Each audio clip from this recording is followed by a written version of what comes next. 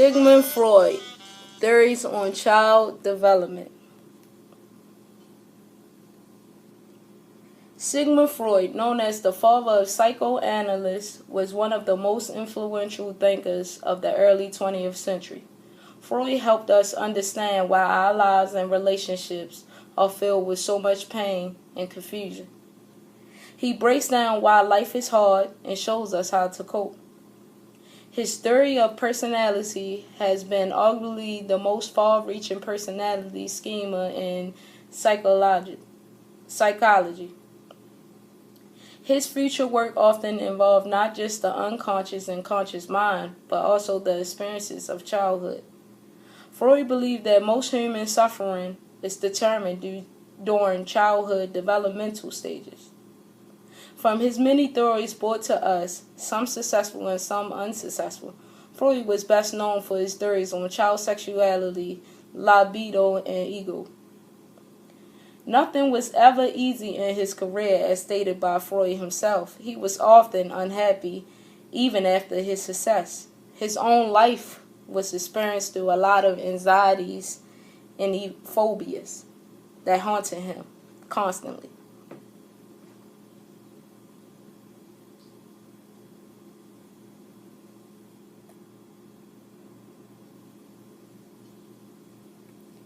Sigmund Freud, later changed to Sigmund Freud at the age of 22, was born on May 6, 1856 in Freiburg, Moravia, which today is Prabor in the Sicilian Republic.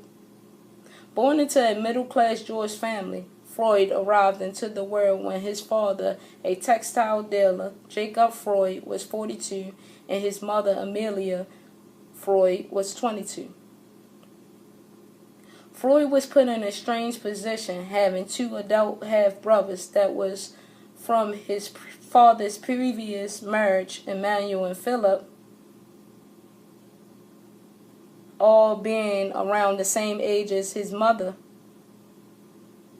Even more stranger, having to be an uncle to one of his brother's sons that was born before him. Years later, his family grew with more siblings, but to his mother, who named him the Golden Sig, he was the special one. His mother had given him an unrestrained type of love.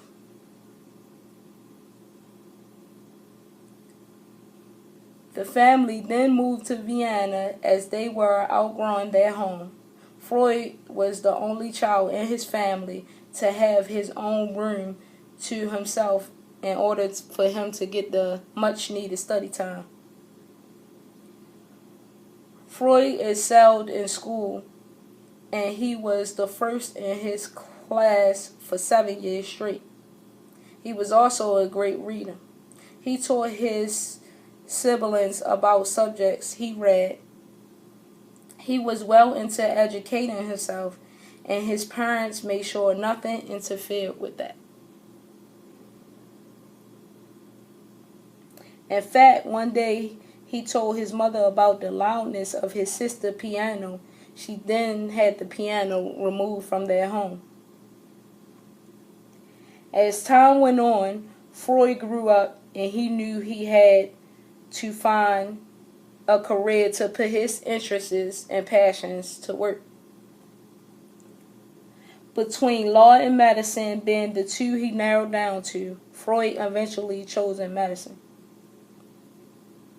Freud went with medicine because of his desire to gain knowledge and his practicability to gain an income.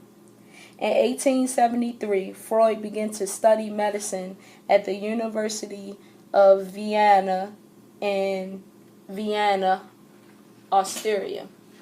After graduating in 1881 with a medical degree as a neuroscientist, he then worked for the Vienna General Hospital, where he collaborated with his mentor, Joseph Barreau, an Australian physician.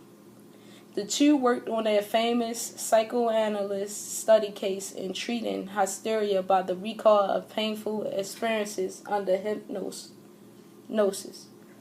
Hysteria was a common diagnosis in the 19th century a psychological disorder that involved amnesia and uncontrollable emotions. Back then, they often treated it as if the patient was faking the symptoms. In 1885, Freud wanted to know more about hypnotism and how it is used with dealing mental health. So he visited a hero of his in Paris, Jean-Martin Caillot. And Jean-Martin Caillot was a French neurologist and professor of anatomical pathology. Most of Freud's groundbreaking theories of human unconsciousness was from his teachings and studies of Jean-Martin Caillot. Freud was so endeared to Caillot for the clinical methods and hints that hysteria was related to trauma and sexual elements. He was inspired by how the mind has layers of unconscious material and how it is not available when the patient is completely conscious. When Sigmund Freud returned back from Paris to Vienna, the start of his psychoanalyst path, his psychoanalyst path had begun. He believed that the mind is responsible for both conscious and unconscious decisions based on drives and forces with motivations from people to acting accordingly. Our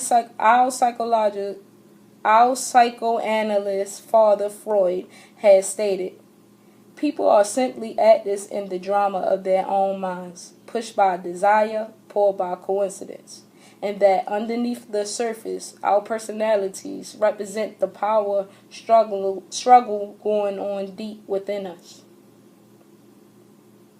When comparing what he has told us about our conscious and unconscious mind to reality, we find it very much true. Freud spoke highly on the stages of development and believed that the way parents dealt with children's basic sexual and aggressive desires would determine how their personalities develop and whether or not they would end up well adjusted as adults. As a child passes through these stages, unresolved conflicts between physical drives and social expectation may rise. Freud put emphasis on the 5 stages, which are oral, anal, patelic, latency, and genital.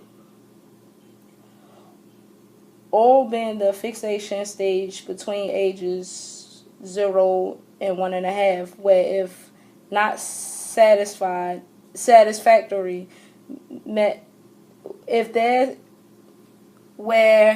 not satisfactorily met, there is the likelihood of developing negative oral habits or behaviors.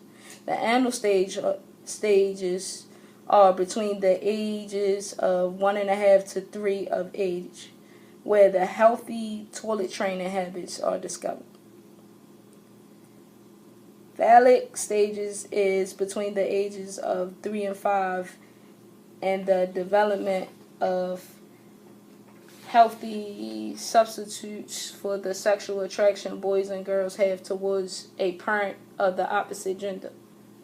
The 4th stage of psychosexual development is latency, which is between the ages 5 to 12, and that consists of healthy dormant sexual feelings for the opposite sex occur.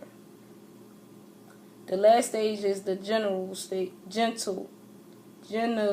stage, where all tasks from the previous stages are integrated into the mind, allowing for onset of healthy sexual feelings and behaviors starting around age 12 into adulthood. From those 5 stages of psychosexual development, the experiences are filtered through the 3 levels of human mind. Freud believed that from these structures and the inherent conflicts that arises in the mind that personality is shaped. He broken down the three aspects of the mind for us to get a better understanding. The three keys to the shaping of personalities are the id, ego, and superego. With dealings with child development, Freud explained the id as the wanting of things that brings pleasure and the avoidance of pain. For a baby, this means food, cuddling, and attentions are the things that the id like, and the hunger, like wet diapers and loneliness, are things that makes the id unhappy. The ego are the parts of the person that starts to understand the cause and effect of doing or wanting something. It is also the understanding of some bad behavioral ending in consequences. The superego aspect is compared to as the grown-up aspect because the child understands the rules at this point from both family and society. The child understands before even doing it if it is wrong or right. He believed that the mastering of each developmental stage will result in a full mature personality, which is true. Freud became so in tune with his psychoanalyst theory that he went deeper into the minds of his patients in therapy. He wanted the patients to relieve their suppressed fantasies and he wanted the patient to relive their suppressed fantasies and fears so they could be relieved. Freud's mind was often criticized because of his focus on sexuality being the main topic of human personality development, and also Freud treatment has been used for many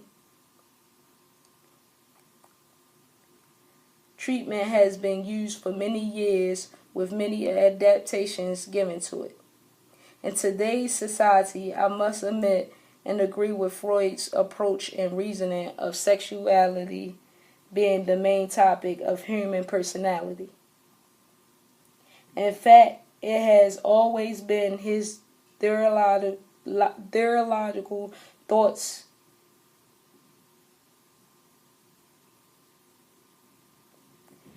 His thoughts were original as they were unique to the world.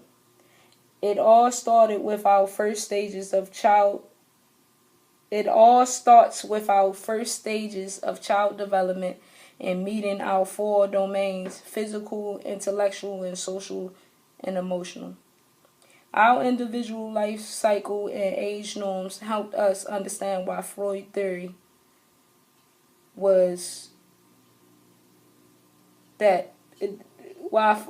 made such a big impact. He died at the age of 83, leaving behind a wife and 6 children.